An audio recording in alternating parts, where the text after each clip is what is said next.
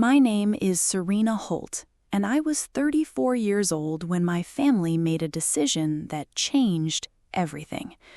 My parents announced they were selling my grandmother's house.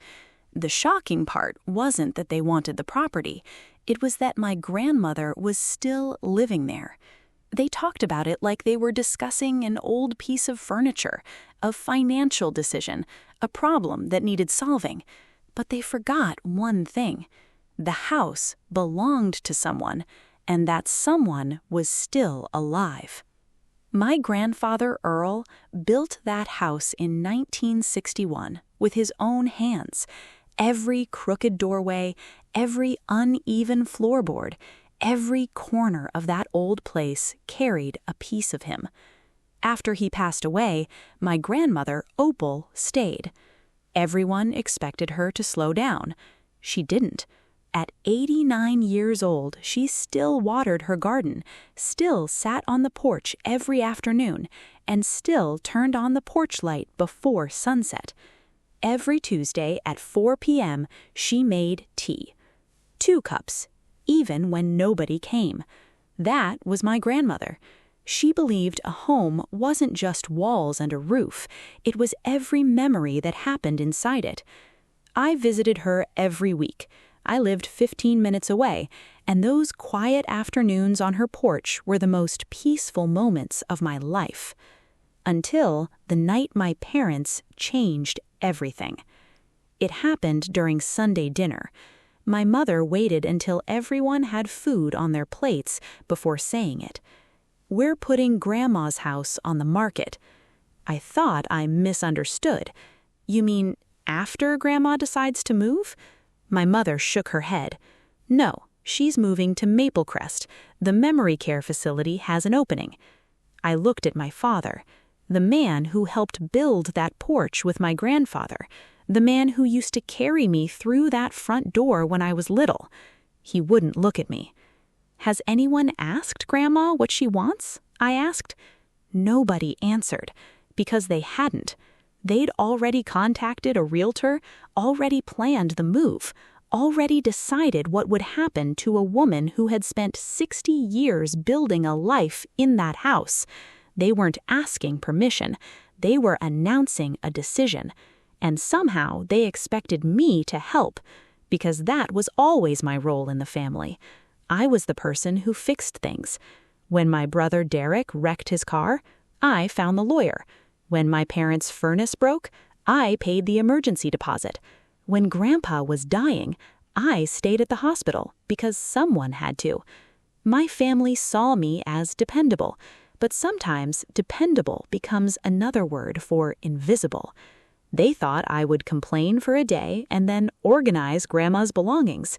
They were wrong, because this time I wasn't fixing their problem. I was protecting hers. A few days later, my father called me. He tried to explain. "Serena, your grandmother's house is just sitting there. There's almost $400,000 in equity." The way he said it bothered me. He didn't say her house. He said equity. Like the memories, the garden, and the life she built could all be reduced to a number. I knew my father was struggling. His landscaping business had been failing. He had debts, loans, bills he couldn't hide anymore. I understood desperation, but desperation doesn't turn something that belongs to someone else into yours. Then I discovered something worse. My parents had already met with a realtor. They walked through Grandma's house while she was away. They discussed prices. They discussed buyers. They discussed her future without her. That was the moment I stopped seeing it as a family disagreement. It was something being done to her. So I drove to Grandma's house. I expected to find a scared old woman. Instead, I found her sitting on the porch with her tea. The light was already on. I told her everything. My mother's plan, the realtor, the move, the sale. She listened quietly. Then she poured more tea. "I know, honey." Those 3 words shocked me. "You know?" She smiled. Cindy left her card in the door, and your mother has been measuring my rooms when she thinks I'm asleep." She looked toward the house. "I'm 89 years old, Serena. I'm not blind." I expected anger, fear, tears. Instead, she looked calm, too calm, and that worried me, because people aren't that calm when they feel powerless. They're that calm when they know something others don't. That night, I searched the county records. I worked as a paralegal, so I knew where to look.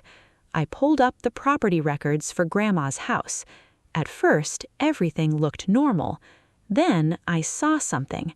A deed recorded 6 years earlier. A life estate. My heart stopped. A life estate meant Grandma had transferred future ownership, but kept the legal right to live in that house for the rest of her life. Someone else owned what came after. But the name was cut off on the public scan. I didn't know who it was. But I knew one thing. My parents might not own what they thought they owned. Then, Grandma did something unexpected. She asked me to take her to her doctor. Not because she was sick, because she wanted proof. She requested a full cognitive evaluation. The doctor tested everything: her memory, her reasoning, her understanding. She passed every test. Afterward, she asked for a copy of the report. I asked why. She looked at me and said, "Because someday, someone may find it convenient to say I didn't know my own mind." That sentence stayed with me. Then she took me to her sewing room, a room I had walked past 1,000 times. She opened her sewing basket and pulled out a small brass key. She placed it in my hand. "This opens the cabinet under the window. What's inside?" She smiled. "You'll know when it's time." I kept that key on my ring, and 3 weeks later she told me, "Come for tea at 4. Bring your key." When I arrived, my parents were already there. They thought Grandma had finally agreed. They brought paperwork, documents for the sale, documents to expand my father's control over her affairs. My mother placed a pen in front of Grandma. "Just sign here." I wanted to stop them, but Grandma raised one finger, a quiet signal. "Let me handle this." Then she looked at me. "Serena, bring me the blue folder." My heart started racing. I walked to the sewing room. The brass key turned easily. Inside the cabinet was a blue folder, old, carefully preserved, waiting. I carried it back. Grandma opened it. Then she handed the first document to my father. He read the top line, then read it again. The color disappeared from his face, because the truth was finally visible. The deed, recorded 6 years earlier. Grandma had kept a life estate, and the remainder owner was me, Serena Holt. My father slowly lowered himself into a chair. Nobody asked him to sit. His body simply gave up. My mother grabbed the document. "This isn't real," but she already knew it was. Grandma calmly explained. After Grandpa died, she knew grief could change people. She knew money could change people. So she went to an attorney and protected herself. The house was hers to live in, and after her lifetime, it would belong to me. "You can't sell something you never owned," Grandma told my father. For a moment, I thought it was over. Then my mother spoke. A deed can be challenged.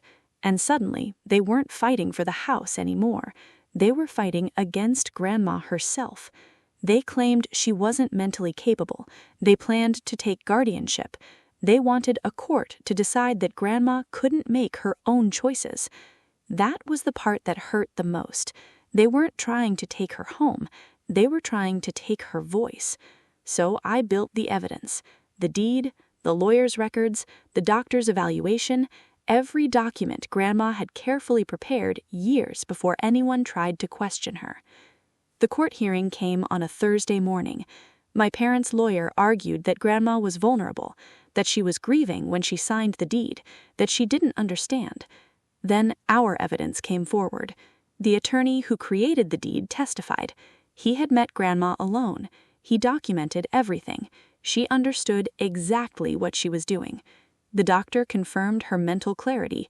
The investigator confirmed she was capable. Then the judge turned to Grandma. Mrs. Holt, can you explain what you did and why? Grandma folded her hands, and she spoke. I was 83 years old. My husband had passed. I knew exactly what I wanted. She looked at the judge. I protected my home because I knew someday someone might try to decide my life for me. The courtroom went silent. I'm not confused because I'm old, she said. People just confuse those things when it benefits them. The judge denied the guardianship request. The deed remained valid. Grandma kept her home. The sale sign disappeared from the yard. The house on Wexler Road stayed exactly where it belonged. My father eventually lost his own house because of the debts he created, not because of Grandma, not because of me, because of choices he made. My mother never apologized. Maybe she never will, but I stopped waiting for it, because some victories don't come with apologies. Some victories are simply knowing you protected the person who needed you. Today, Grandma still lives in that house. The porch light still turns on before I arrive. The tea still gets poured at 4 p.m. The spoon still touches the china with that familiar sound. The blue folder is still in the cabinet, and the brass key is still on my ring. A reminder that the quietest person in the room is often the one who prepared the longest. My grandmother never raised her voice. She never threatened anyone. She simply wrote down the truth years before anyone tried to erase it. And when the world questioned her, she opened the folder.